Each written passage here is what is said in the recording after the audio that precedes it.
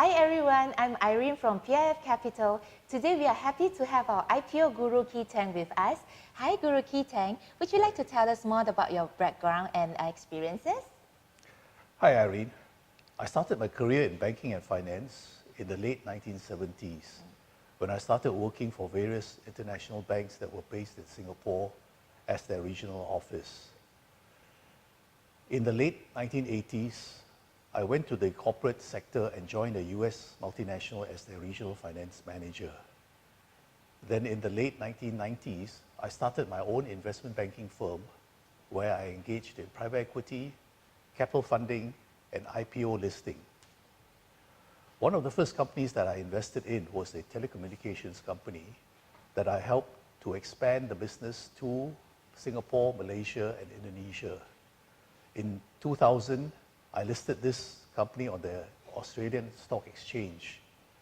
Over the last 18 years, I've been involved in the public listing of over a dozen companies on the ASX. Thank you, Guru Kee Tang. And I heard of a listing in Australia would be one of the simpler alternatives. Would you like to tell us more about the benefits of listing in Australia? Well, Irene, you're correct. There are many benefits to listing on the ASX, and it is one of the simpler alternatives. Hence, it is suitable for small and medium-sized companies.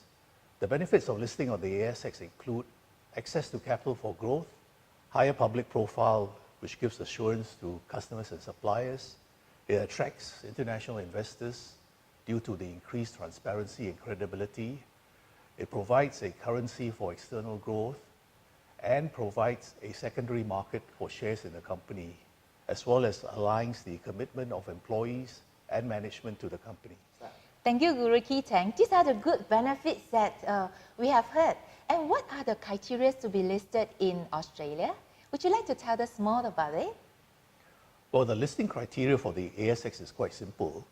Under the profits test, the company must have 1 million in aggregated profit in the last 3 years, or under the asset test have net tangible assets of 4 million and a market capitalization of 15 million upon listing. The listing process would normally take between 4 to 6 months, depending on whether the required information, including audited accounts, are available. Based on what we have heard, it's relatively simple and it's really suitable for the local SME to be listed in Australia.